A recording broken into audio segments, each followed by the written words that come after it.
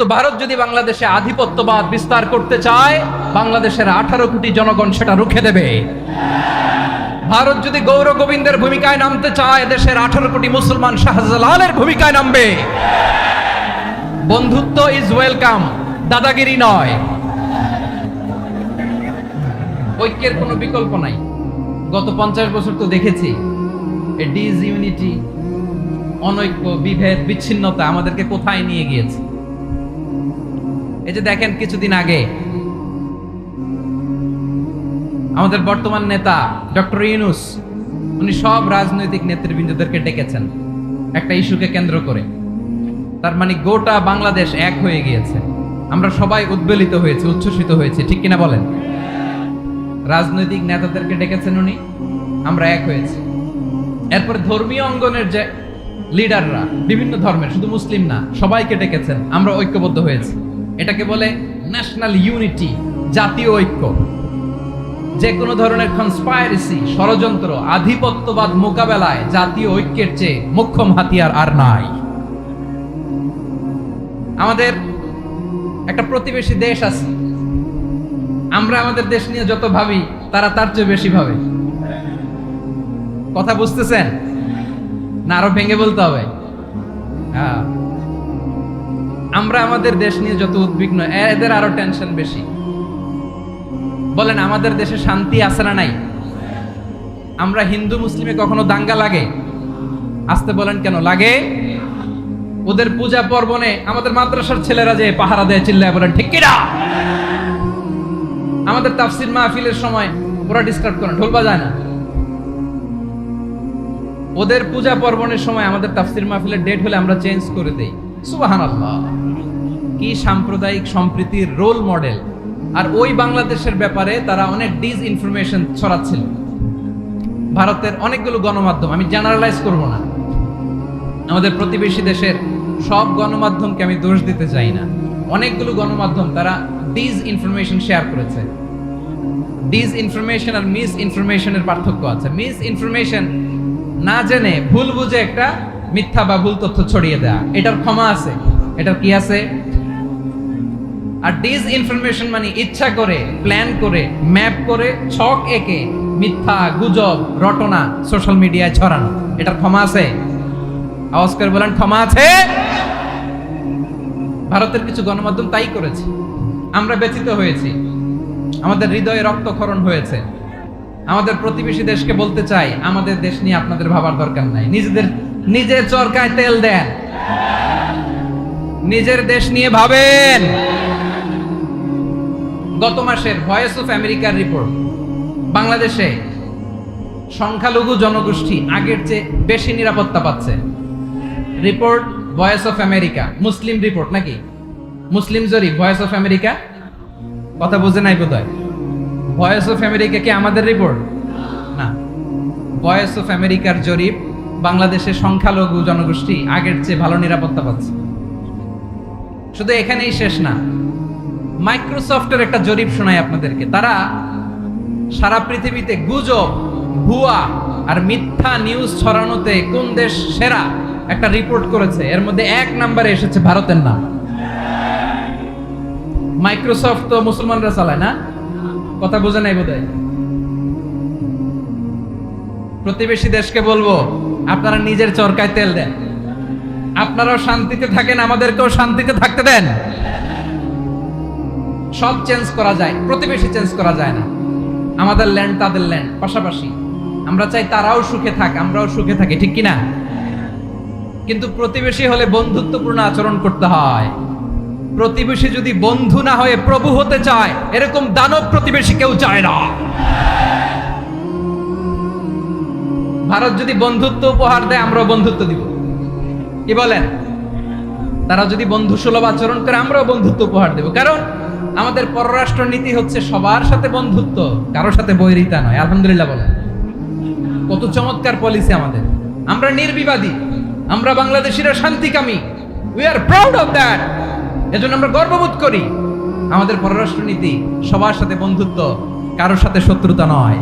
তাই প্রতিবেশী দেশকে বলবো, আমার ভাইয়েরা, আপনারাও আমাদের ভাই। বন্ধুত্ব দিলে বন্ধুত্ব পাবেন, বন্ধুত্ব ইজ ওয়েলকাম, দাদাগিরি নয়। বন্ধুত্ব ওয়েলকাম, দাদাগিরি নয়, লাউড এন্ড ক্লিয়ার। ভারত যদি বন্ধুত্ব দেখায় বন্ধুত্ব পাবে, কিন্তু ভারত যদি বাংলাদেশে আধিপত্যবাদ বিস্তার করতে চায়, বাংলাদেশের 18 কোটি জনগণ সেটা রুখে দেবে। ভারত যদি গৌর গোবিন্দের ভূমিকায় নামতে চায়, দেশের 18 কোটি মুসলমান শাহজালালের ভূমিকায় নামবে।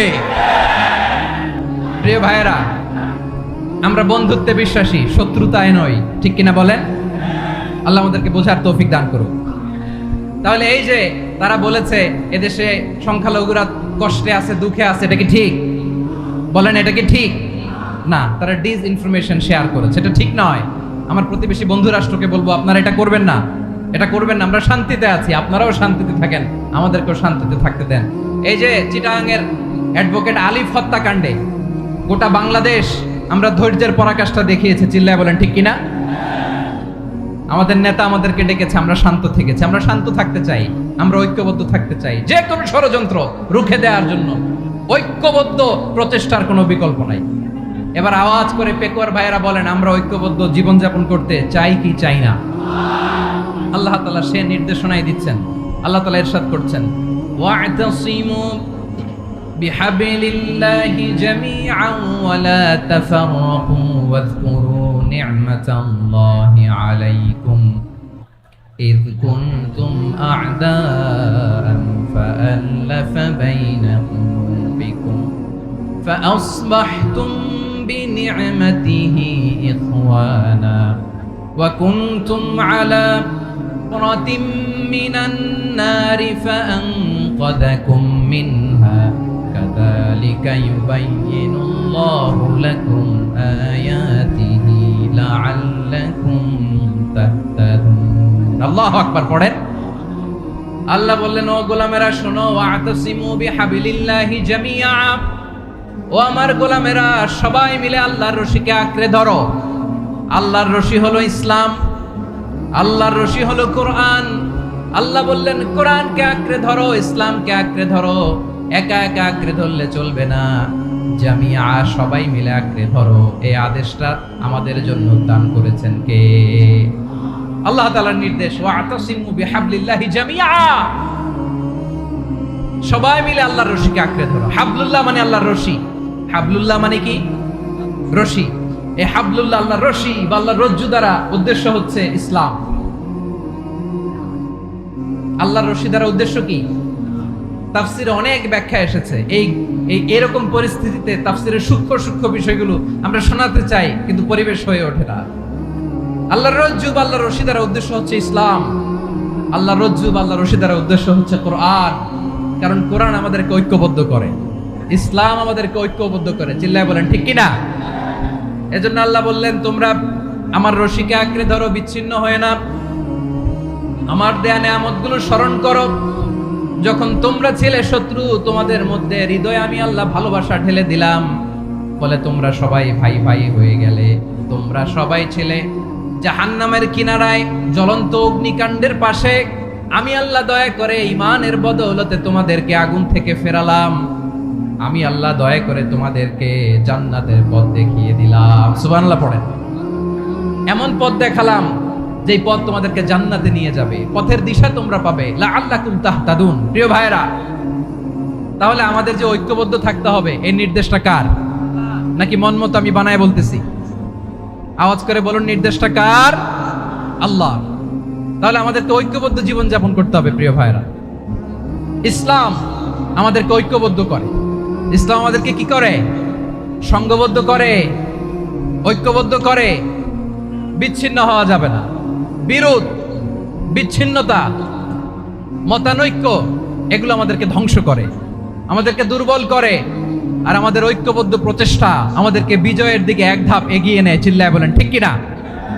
এজন্য আল্লাহ বললেন, ওয়া'তাসিমু বিহাবলিল্লাহি জামিআ, তোমরা আল্লাহর রশিকে আঁকড়ে ধরো, তোমরা ঐক্যবদ্ধ জীবন যাপন করো, তোমরা বিচ্ছিন্ন হইও না। বিচ্ছিন্ন হইলে লস, ঐক্যবদ্ধ হলে সেখানে কল্যাণ আছে না নাই?